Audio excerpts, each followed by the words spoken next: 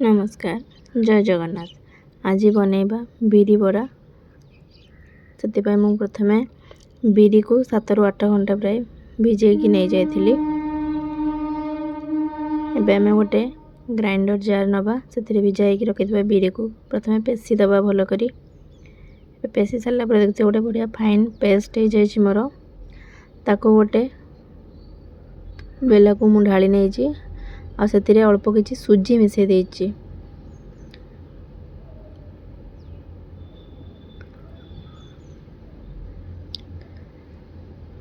सुजी मिसई कि मु ताको कवर कर देबी आ ताको 3 ରୁ 4 घंटा पई एमिति रखि नेबी।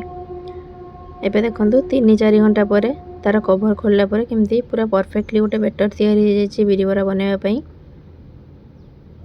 सेथिरे मु एबे कटाई के रखिथिबा किछि पियाज को दे देबी आ किछि भुरसुंगा पत्र को एमती छोट छोट करी काटी के नहीं जाइछि आ खंडे अदा को मु कोरी के नहीं जाइछि आ कंचा लंका को छोट छोट करी काटी के नहीं जाइछि। से सब को भलो भाबरे सेथिरे मिक्स कर नेबी। देखंतु एबे पूरा परफेक्टली गोटे बैटर तैयार हो जाइछि। सेथिरे किछि लूण पकेबा को भूल जाइथिली। लूण किछि ऐड करनेली एबे तापर ताको भलो भाबरे पूरा मिक्स कर देली। तापरे मु गोटे कढ़ारे किछि तेल को गरम कर नै थिली। पे तेल गरम हो आसिलानी।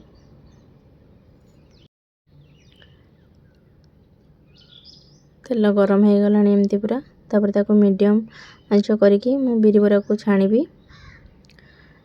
देखि पारथिबे एमती पूरा हाथ रे भी एमती नै कि तापर कणा कले पूरा भलो से पूरा हे जाउथिला।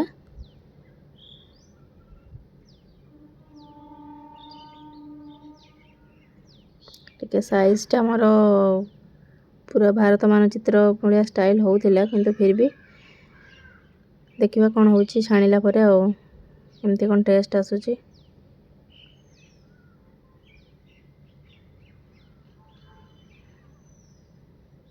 तो शाला पत्र ऊपर रखिकी भी चाहिए नहीं हबो किंतु जेतु सी नथिला सेते मु हाथ रे ताको एमती गोल गोल करिकी नहीं जाइथिली।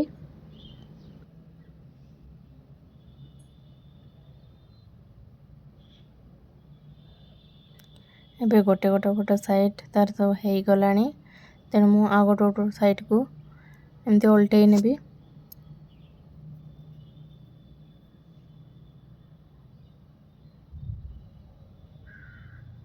कम आंचरे बरा को छाणीबार अछि नले पोड़ी जीवो ता भीतर किंतु कंचा रही जीवो।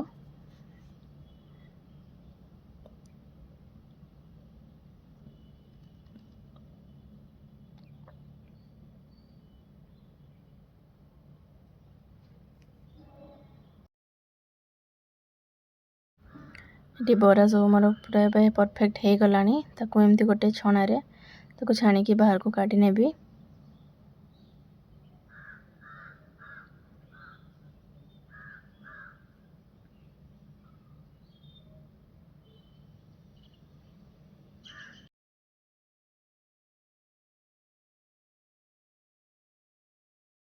गोटे थर बरा हो गला परे मु आउ थरे पुणी एमती कढ़ारे पकेबी।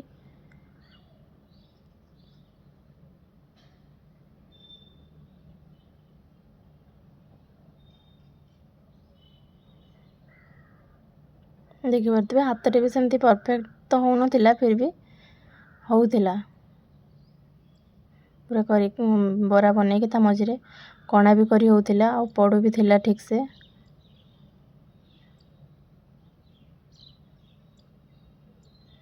एमिति करिकी मु सब बरा को छाणी नै थिली।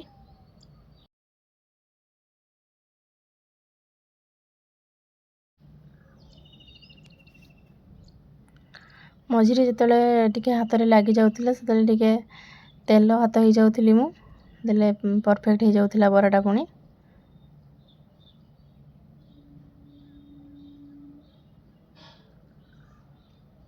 बेगुड़ा कभी गोटे गोटे साइड हो गलानी आर पुटा साइड को मु उल्टै नै थिली।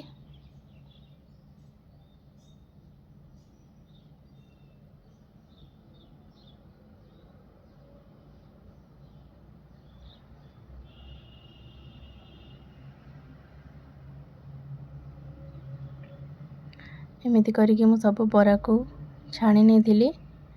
ବରାଟାକ ଦେଖିବାକୁ ଯେମିତି ହେଇଥିଲା ଖାଇବାକୁ ପୁରା ସେମିତି ବଢ଼ିଆ ଟେଷ୍ଟ ହେଇଥିଲା, ବଢ଼ିଆ ଲାଗୁଥିଲା। ତା ଭିତରେ ପୁରା ନରମ ନରମ ହେଇଥିଲା।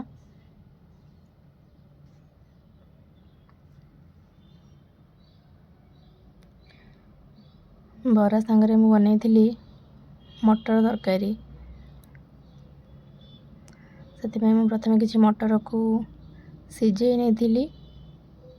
ଗୋଟେ ବରା ହଉ ସେପଟେ ମଟର ମୋର ସିଝି ଯାଇଥିଲା।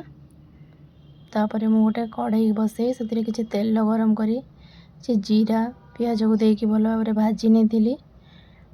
ପିଆଜ ଭଲ ଭାବରେ ଭାଜି ହେଲା ପରେ ସେଥିରେ ଅଦା ରସୁଣର ପେଷ୍ଟକୁ ଆଡ଼୍ କରି ନେଇଥିଲି। ମସଲା ଟିକେ କଷି ହେଇଗଲା ପରେ ସେଥିରେ କିଛି ଟମାଟରକୁ ମୁଁ ଆଡ଼୍ କରି ନେଇଥିଲି। ତାପରେ ସେଥିରେ ଦରକାର ଅନୁସାରେ ଲୁଣ, ହଳଦୀ, ଲଙ୍କାଗୁଣ୍ଡ ପକାଇ ନେଇଥିଲି। ମୁଁ ହଳଦୀ ଆଉ ଲଙ୍କାଗୁଣ୍ଡକୁ ଆକ୍ଚୁଆଲି ମସଲା ପାଣିରେ ଗୋଳେଇକି ନେଇଯାଇଥିଲି।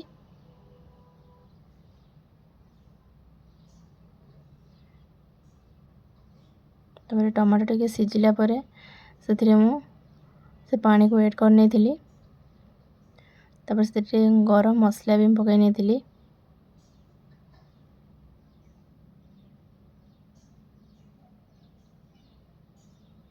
ତାପରେ ଆଳୁ ମଟରକୁ ମୁଁ ଆଡ଼୍ କରିକି ଏମିତି ଟିକେ ଫୁଟିବା ପାଇଁ ତାକୁ ଛାଡ଼ି ଯାଇଥିଲି। ଫୁଟିଗଲା ପରେ ମୋର ବରା ଆଉ ଘୁଗୁନି ପୁରାପୁରି ହେଇଯାଇଥିଲା ରେଡ଼ି।